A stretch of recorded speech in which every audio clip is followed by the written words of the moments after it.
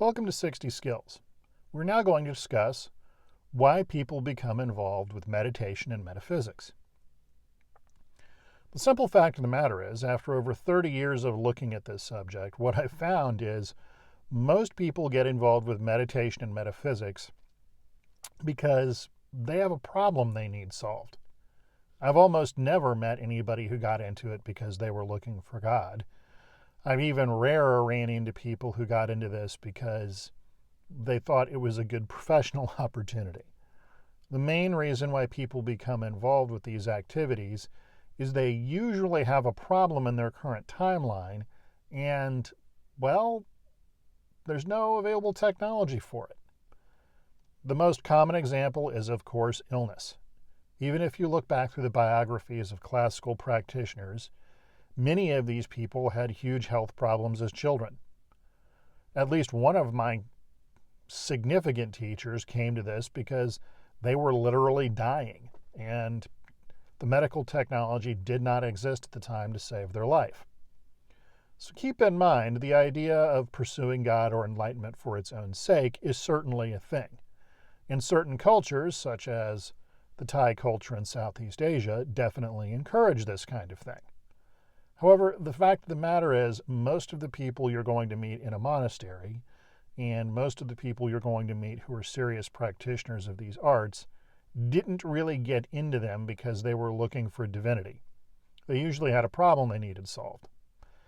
Maybe they were simply looking for one square meal a day and they were poor. Maybe they were looking for an education and there was no other opportunity for them in their society other than joining the monastery. Maybe, like I explained with one of my teachers, they were extremely ill and modern science didn't have an answer for them. These are typically more common reasons why people did this. Okay, so a lot of these great teachers out there, why are they teaching exactly? Well, yes, there are people who have been drawn to the art of teaching. They found a lovely thing in the meditative and yogic arts and they want others to know about it. Okay. That describes basically nobody I know in the business. Most of the people in this business that I have met are in it because it's a business. They needed to make a living, and they weren't succeeding in whatever else they were doing. Now, in many cases, this is because they're retired. They had a career, they did a lot of other things with their life. They woke up one morning and their retirement just wasn't enough.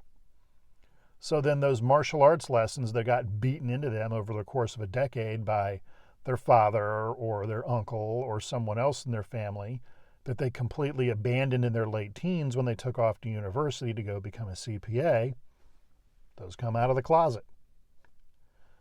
Other times, it's simply a matter of the person having worked themselves into a corner professionally. Maybe their country has fallen apart. Maybe there's some kind of weird revolution going on and they had to flee. They find themselves in a foreign country. None of their certifications and whatever they had back home mean anything to these other people. They can barely speak the language, but they've got a unique skill in teaching meditation or qigong or martial arts or whatever. It's a business for them. So keep in mind, this is not to disparage anything that's getting taught, but people have a variety of reasons for engaging in these opportunities. And divinity, or the quest for divinity, in my experience, is generally not very high on the list. So this also gets into you need to explore the motivations behind your teachers.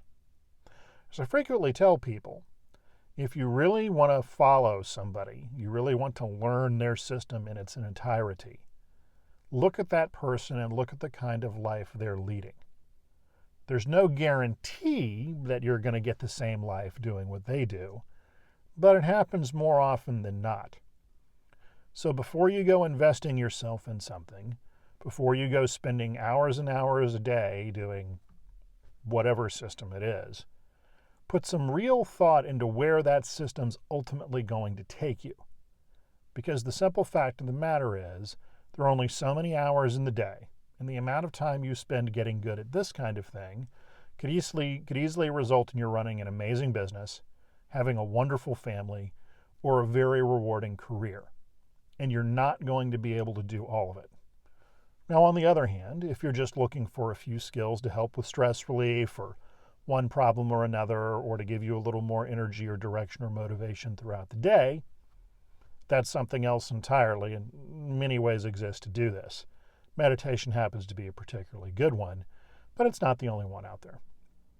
So these are just some thoughts regarding motivations behind why people get involved in metaphysics and why you should always look very closely at who you're learning from. Be well.